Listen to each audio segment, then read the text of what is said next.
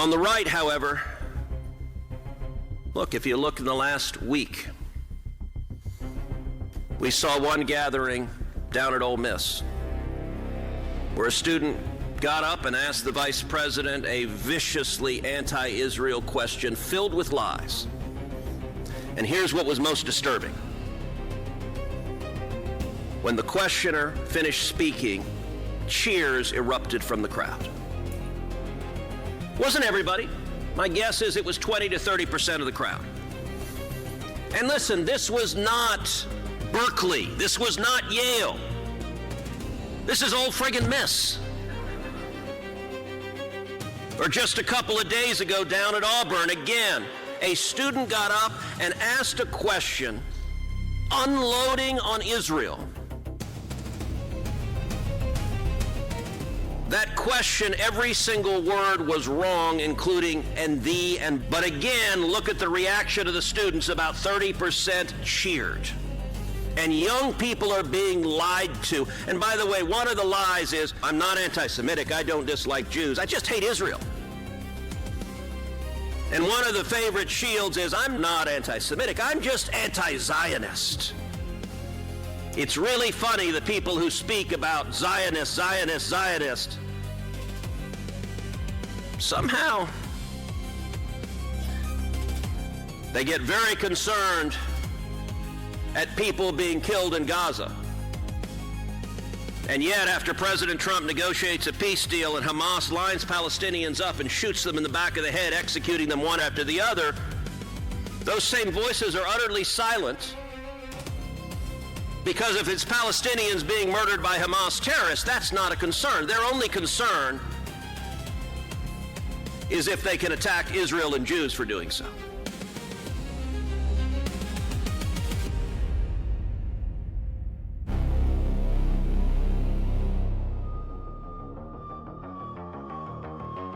Welcome, ladies and gentlemen. Joshua Michael, Noncompliant America. Thank you for joining me on November 8th. 2025. It is a remarkable day. Lots and lots of things happening. The divide of the MAGA between the never-Trumper lobby that has essentially taken over the MAGA Republicans, and where the actual MAGA people are now dissenting from the modern MAGA movement.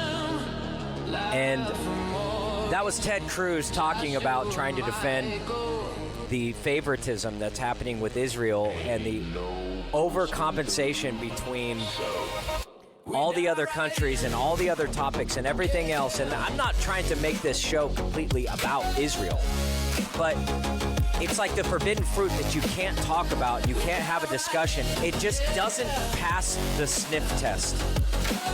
And the Gen Z community, the Charlie Kirk legacy, the actual Charlie Kirk legacy, which Candace Owens is defending spectacularly, getting defamed and destroyed or attempted to be destroyed in every way, it's only building her up. And I have some great news. Candace has now, this past week, become the #1 podcast online. She is the #1 listened to voice online right now. And she's simply just trying to figure out what happened to Charlie Kirk. And she's uncovering a bunch of stones and everything else. I want to get into that. I want to talk about some of the progressions and transformations that's happening with AI. I want to talk about some economic news. But first, I want to get into what Ted Cruz was talking about. I want to play that full question and interview with J.D. Vance in its entirety so you can decide what the interpretation is and why Ted seems to viciously be attacking the student for asking a legitimate question. And it's a question that we're all now asking ourselves, looking back, we're 9 months in, 10 months in now to the Trump administration, and we're all sitting back, all these promises that were made, all of these things that Trump has said to us and promised to us, why we got behind him, even though we had speculation, even though we had questions leading up to the elections. It's that best of bad worlds scenario to where we much rather get behind Trump than we would, say, a Kamala Harris, or somebody like that. So we all gave him a chance. We all gave him an opportunity. He brought in RFK. He brought in Tulsi Gabbard. He brought in the never Trumper J.D. Vance as vice president, which, you know, I get it. You got to make sacrifices. He brought in Elon Musk. He brought in all of these outside people that we feel could have actually shifted the administration and given us an opportunity to cleanse this disgusting, degenerate, out of control, deep state, executive state group of oligarchs that have been making empty promises and making zero deliveries. And so we all put our tail between our legs, got behind Trump, and gave him the biggest win, gave him a mandate with the Senate and the House and everything. Now is the time to go after the Epstein list. Now is the time to go after the people that stole the election in 2020. Now is the time to go after the people that created and released COVID. The hundreds of thousands of people that capitulated to these companies to shove a mask on your child, to shut down your schools, to destroy your business, to consolidate the economy, to where the rich get richer, to get everybody working at home, to where now they don't even want to go back. They've lost all the momentum of working and growing this great economy. And it's not all Trump. Trump is simply just one man. Let's remember that. Trump is just one person. So we can't put everything on Trump like he's the end all be all, everything else. There is direct accountability that needs to happen with all of us in regards to this.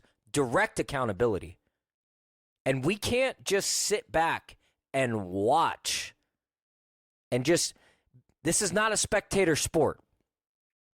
So I'm not blaming everything. He's only one man. He can only do so much. But we elected his team and got behind his people.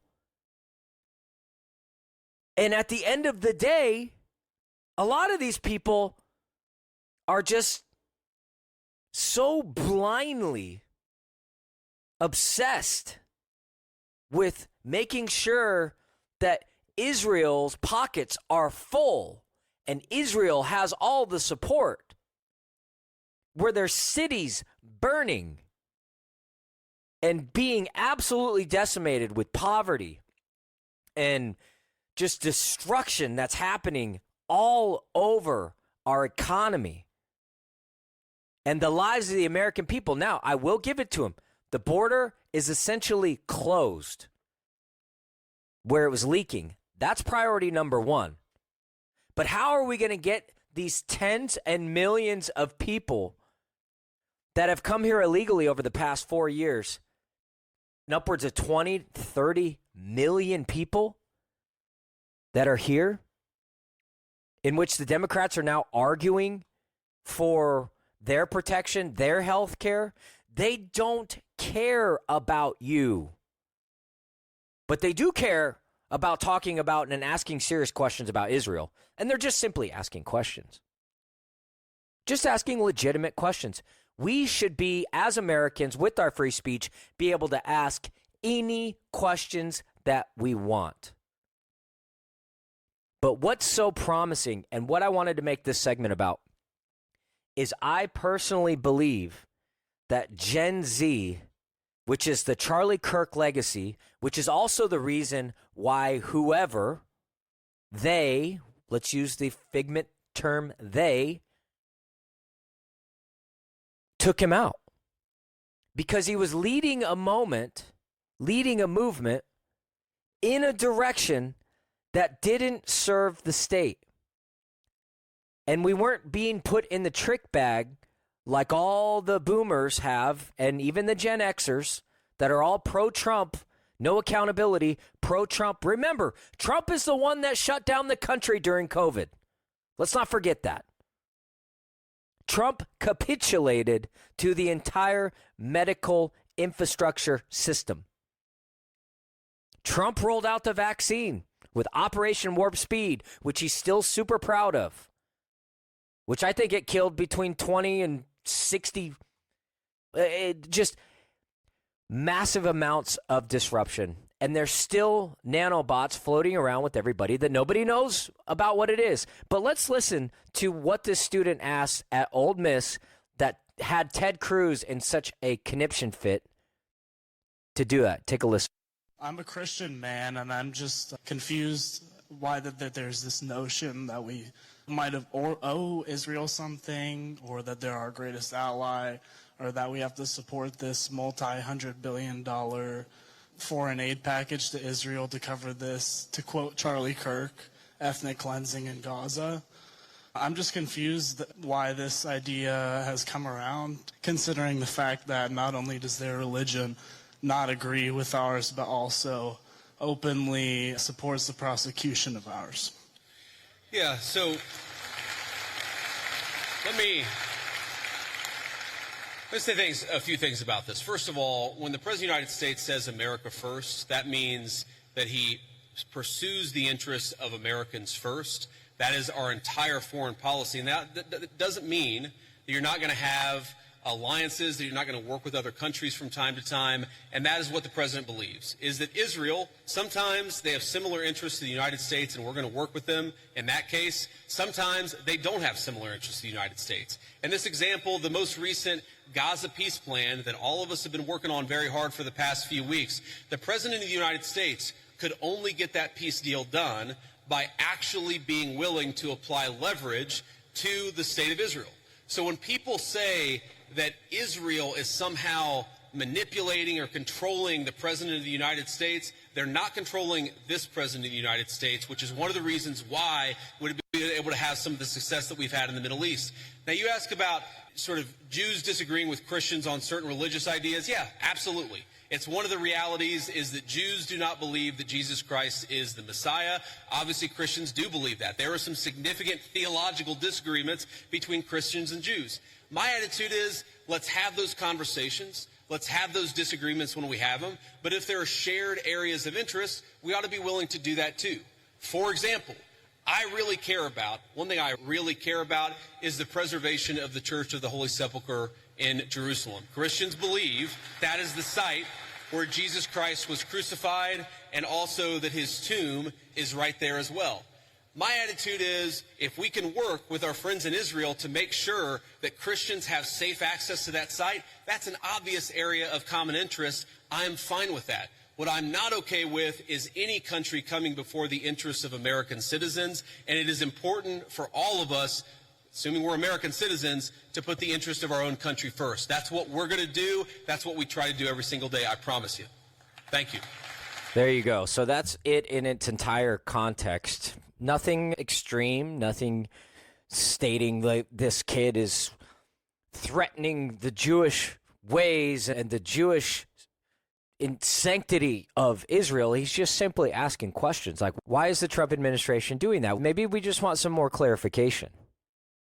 And why is this kid getting attacked? Why is Ted Cruz coming out so relentlessly and attacking this kid he just asked some simple questions? It's not a big deal. Or is it a big deal? And why are these people, and this is happening everywhere. If you're on X right now and looking at it, it's happening everywhere to where there's such a disconnect and such a overly reactive response to the people that support the Israel lobby that it's eerie and it's telling. It's almost revealing in the sense like if, you're in the bushes and you're in a gunfight and you fire your weapon, somebody's going to poke their head up and you go, I see you. I know where you're at. And so Gen Z is really exploring this, and I think that they are going to be the saving grace for the Republic in the future as these people grow stronger. Because of the death of Charlie Kirk, I think they underestimated what's going to be happening next.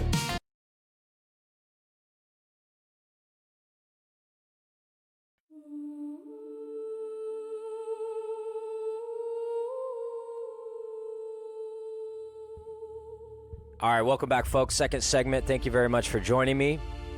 It's a glorious day Glorious day today. I want to get into some other news. I could talk about this. This is a very in-depth discussion, and it's a dividing topic amongst Republicans. Rightfully, there's a lot of money floating around in regards to the Israel lobby and the sanctuary of Israel, and I understand it. As a Christian man, I understand the defense of the holy site and everything else. But we can't blindly just give another country a bunch of money that doesn't necessarily serve our best interest.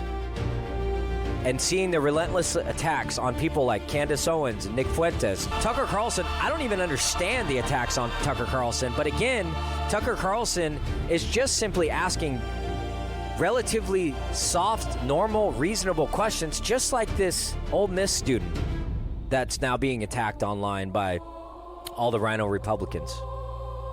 Are we that simple-minded? Are we that unintellectually capable of understanding the argument? And are we falling into this black versus white, left versus right, red versus blue dichotomy? I just feel this is it's just another example. Before it was racism, before it was this, and that created the divide. Then it was COVID created the divide. You're either pro-vaccine or you're for killing grandma. Remember the dichotomy of that? It's no, dude, I just don't want to get vaccinated. This thing seems really dangerous. Anybody that's looking at it, this is really dangerous. You have to be psychotic or retarded to put this in your body. How does anybody not see this? But it was really revealing during the time of COVID. I have a rule.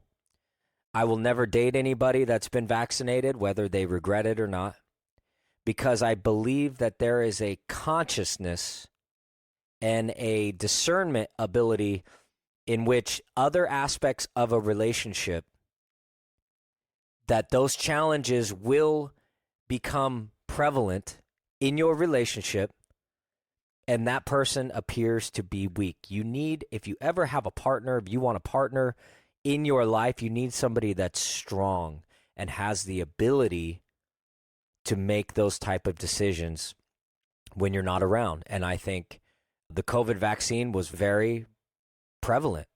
It was very obvious in that decision making, to where anybody that kind of fell into that, you just understand that's a weak link in your chain. And when you're involving yourself with somebody, you want to make sure that they're able to make those decisions, because you can't hover and be around somebody all the time. You're never going to control anybody to that level. You have to be able to have trust. And with trust becomes action. And action, seeing how people act when you're not around, seeing the decisions that people make when you're not with them, is very important. That's how you learn people. And the more that you learn them, you're like, hey, that's something that Josh would do. Or, hey, that's something that John would do if he was in this situation. When you get to know somebody, you tend to learn where their boundaries are. You learn their moral compass. You learn these things. And so that's just a fun fact. I know I'm getting off on a tangent here. Going over to other news, I want to talk about the economy and how the silver markets are being manipulated. And I'm just popping over to the new amazing website developed by Mike Adams called Censored.news. I highly suggest everybody go to it. It's remarkable. To me, it's like how Drudge Report used to be before Drudge was broken and then just became a leftist wing for propaganda. Drudge used to be like a good staple back in 2014, 2015, maybe a little 2016. Then it started going sideways and just the algorithm got broke. But basically what Drudge was, it was just trending all of the articles on the internet and curating them on one website to where you can see what's trending, what the topics are, and it would just constantly be updating and shifting. Censored.news, you can go to Censored.news. It does basically the same thing, except this isn't falling into the mainstream algorithms, which was what happens on social media. When they're trying to push a story, they pump it out through all these outlets, and they all essentially start regurgitating the same thing. Mike developed something off more alternative, free-thinking websites, and it's a lot more accurate, and it's a lot more concise and aligning with regular people and high IQ people. And it cuts out a lot of the noise. There's a lot of noise everywhere. And they're trying to pump out these dichotomy of, if you're not pro-Israel, if you're not for us giving hundreds of billions of dollars to Israel, that means that you must be for the terrorists. And it's not that simple. It's never that simple. And are we that low IQ to where we can't have an honest discussion, to where it's not either black or white? Is there no gray area in there? Is there no ability for debate or conversation anymore? Has that been lost? And usually when you're losing an argument or you're losing a debate, you start to develop personal attacks. You start to frame your argument into a box to where the response is going to be black or white. And we saw Laura Trump do that with the clip that I played earlier when she responded. And she changed the frame of the conversation and made it about Hamas, to where it's not, you then become and feel bad if you respond, because it's more complicated than that. You can't simplify me down and put me in a box. And the Gen Z community is really fighting back against that. Sorry, when we get back, I want to talk about the silver manipulation that's happening in the markets, what's going to be going on with silver, a lot of fascinating predictions. If you haven't got into the silver markets yet and you haven't bought any silver, it's still a really good time to do it. Plus the volatility with the industry and what's going on around the rest of the world. We'll be right back.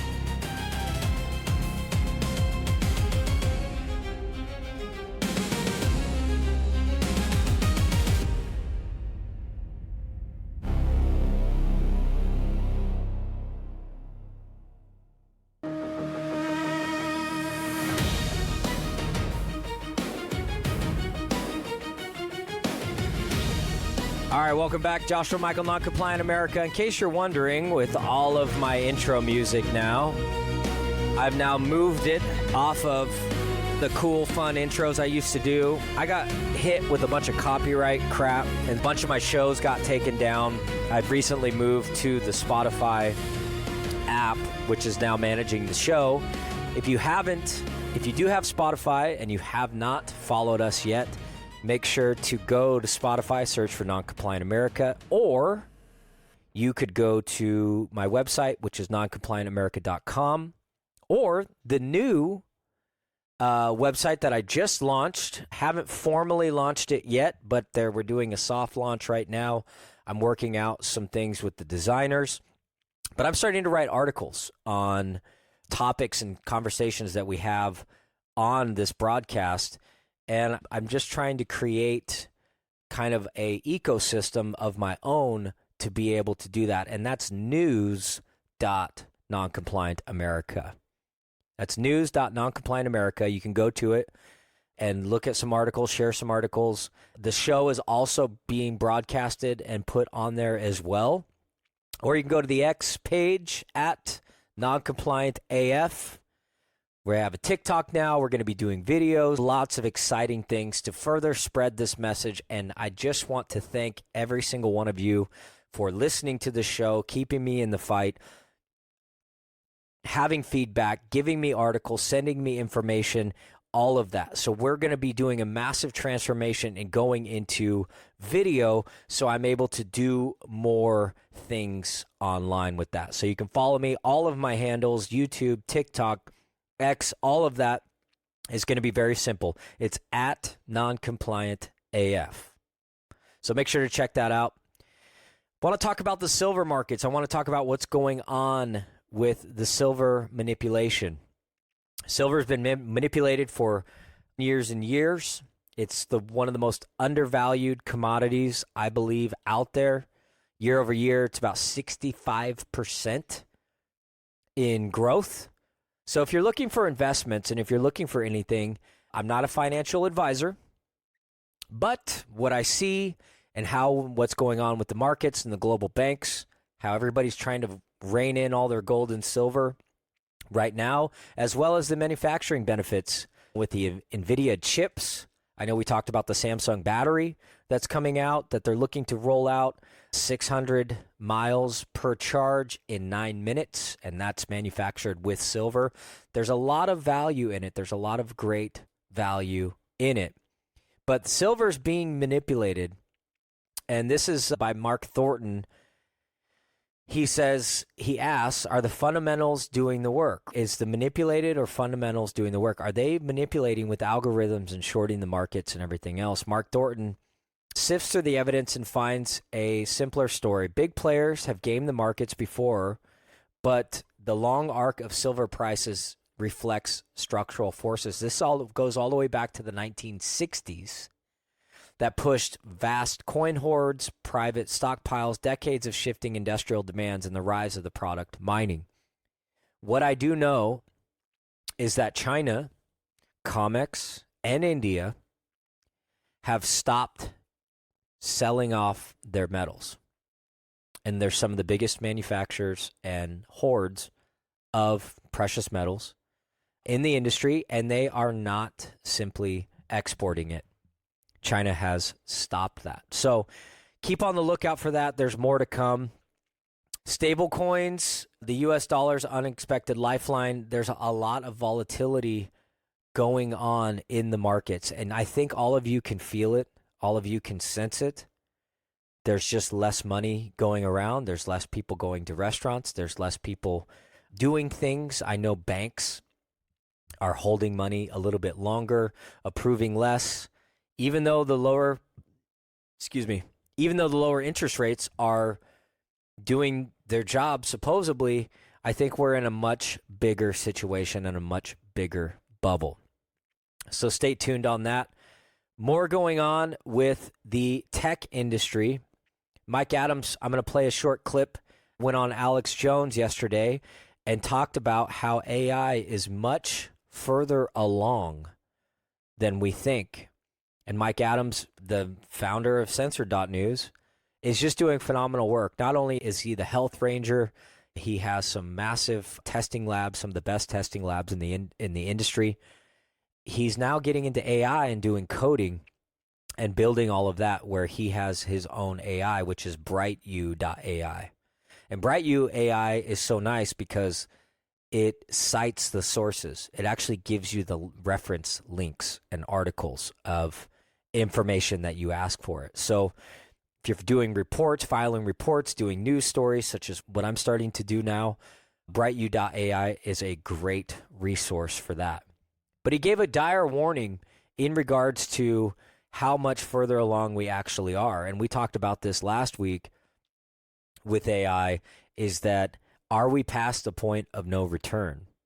And has it already taken over our lives? In a lot of ways, it has. In a lot of ways, it really has taken its footing. Because just like an addict, you can't get off of it. You can't get away from it.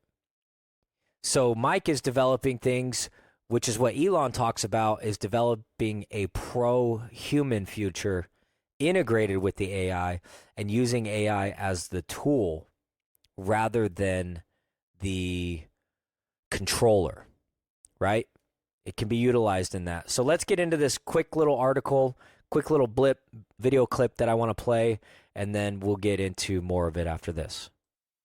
Now, we are about to see in our economy, we're going to see the K-shaped economy, as they say, where the upper line of the K, that's going to be people who know how to use technology, and they will be abundant. They will live in that abundance era that Elon Musk is describing. If you know how to augment your intelligence, your business ideas, your entrepreneurship, your skill set, your interests using AI, you're going to do very well. The lower leg of that K-shaped economy is going to be the people who got left behind, the people who have very few skills that are obsolete. Those people are going to lose their jobs by the tens of millions in America over the next few years. Even worse, Alex, on the Eastern power grid, which powers 13 states, they have raised the power rates for the people in order to subsidize the power grid infrastructure build out for the data centers. They are gouging humans to give basically free power to AI for the data centers. Humans are going to be de-emphasized in the economy.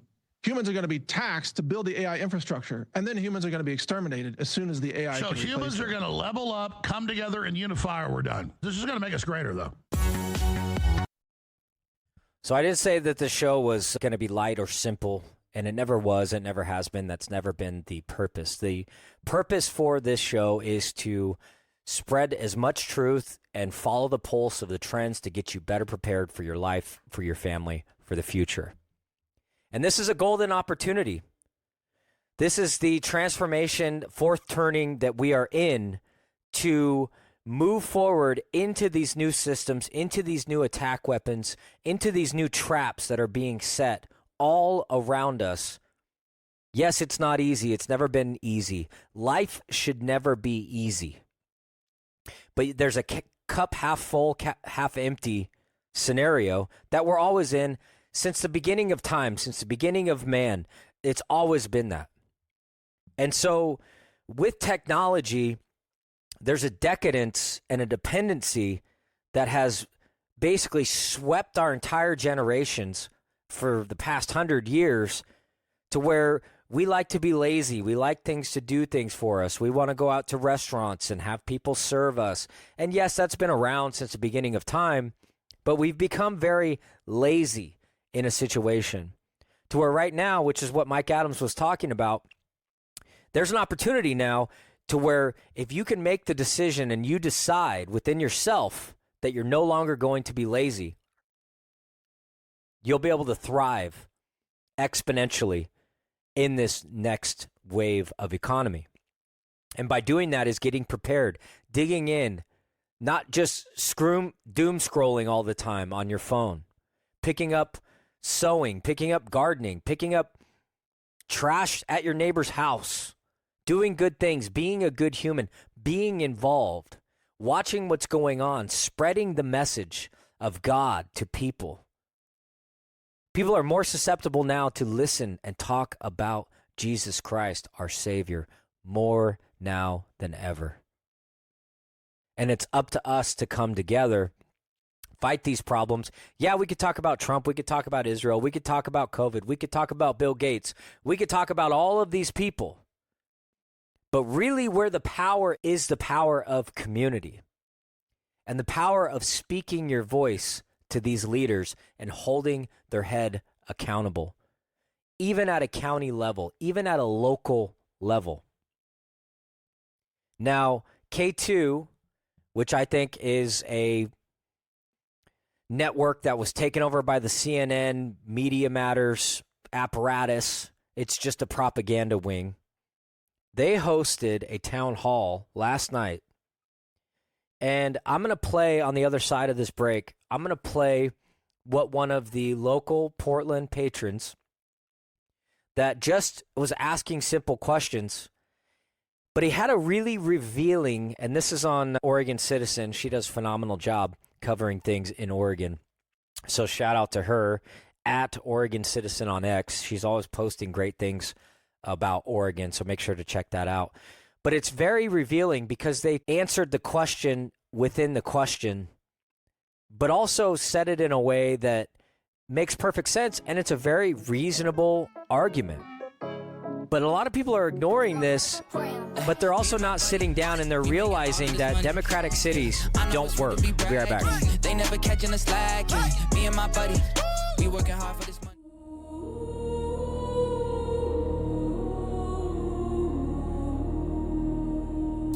And welcome back, folks. Fourth segment. Thank you very much for joining me. I appreciate all the support. If you want to show some more love and support, go to news.noncompliantamerica.com or follow me on X at noncompliantAF.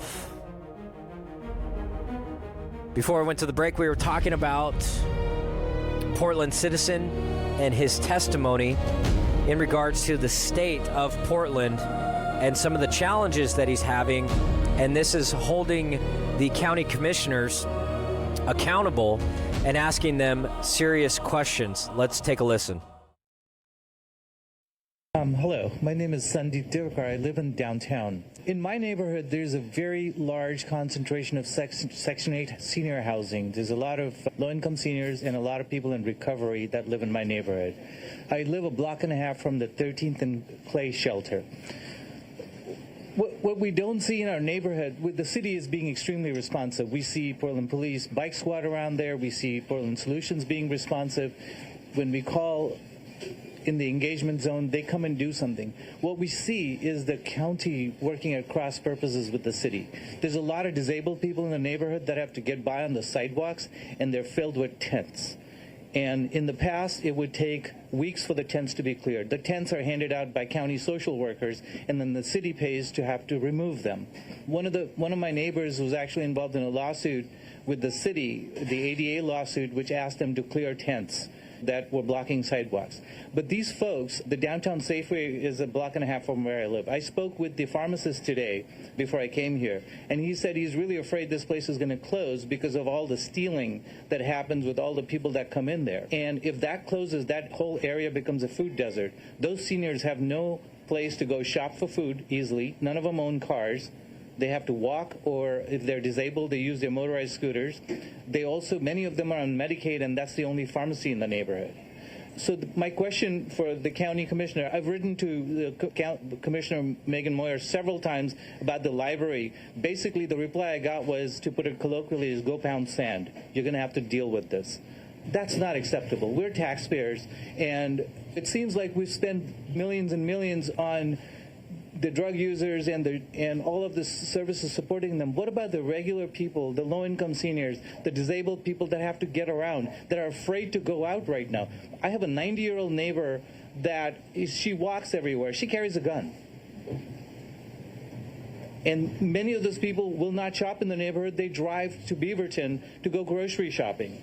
The other thing is the public health crisis. I grew up in the third world. I've never seen things this bad. We take our shoes off at the door when we enter a home, and there's a reason for that, because you're bringing the dirt and the germs from the street. We have people defecating on the sidewalks in our neighborhood. I walked Councilor Canal around the neighborhood at 9 o'clock at night one night. He was shocked by what he saw. Let them answer that, because I can see the frustration that you have there and a lot of the folks. And it's nothing. You've heard this before from a lot of these folks, and there's, I would imagine, no short-term fixes, right? What do you say to someone like that who lives in the community and struggles with this on a daily basis? Go ahead. I think to start, there are some short-term fixes, right? I do think that what are they? Look at what are the not just short-term day fixes? centers, but just access to hygiene. I do think that there's been changes in policy that I'll let the chair talk about as far as tents. Yeah, so just a bunch of nonsense by these people. And something that I wanted to get into and talk about, because we're all talking about the side effects. We're all talking about why are things happening this way? And we've talked about it many times on the show in regards to creating a problem, creating a crisis. When you have crisis, you give the government more money. They're trying to raise taxes. We're seeing what Tina Kotax is doing. We're seeing what all of these things are happening. It's important to recognize what the bigger picture is. And I think once you see the bigger picture, then you understand why things are happening the way that they are. Because just so you know, yes, these county commissioners, yeah, they might be good intentioned, but they're getting overruled, and they're playing part of a bigger plan. And what is that plan? I want to talk about it. It's called the Cloward-Piven strategy. Cloward-Piven strategy. Look it up. The core idea of this plan, which was developed in 1966, and just so you know, this is exactly what we're in. But the core idea in the plan is to create a full-blown crisis in the United States, to create a welfare system by encouraging millions of eligible poor people to simultaneously apply for benefits. Now they're seeing it done with illegals. Deliberately overwhelming and bankrupting the city governments. This collapse would force the federal government to step in and replace existing systems with guaranteed annual income. The end goal is complete dependency on the system. And we're seeing that with the threats of the SNAP programs, in which Oregon apparently was able to come up with that money, and they released all that yesterday, which would have been Friday. But it just is demonstrating and exposing the problem, the fundamental problem, and the realization how the 46.5 million people out of probably 380 million really living in this country, let's be honest, not 350 million or 330 million or whatever the census says. I know it's got to be more than that. 46.5 million people is an extraordinary amount of people. And now there's a lot of fraud associated with that, which we were very hopeful that Doge was going to get to the bottom of it. They did get to the bottom of it. Now, keep in mind, they still are doing cuts, doing things. But Elon stepped away because there was creating so much turmoil with them trying to do the good work. Now, there's 4 main steps to the Cloward-Piven strategy.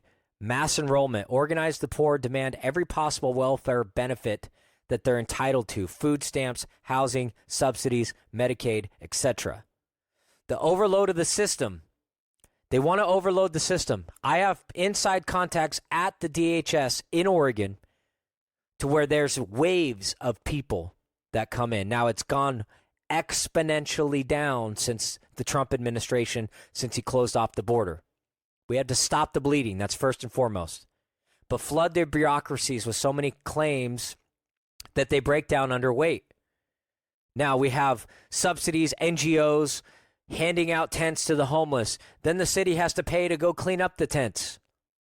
Do you know why the homeless people leave their tents? Because they know they can go down to the food bank or go down to these health groups or subsidized groups, which are getting government funding, by the way.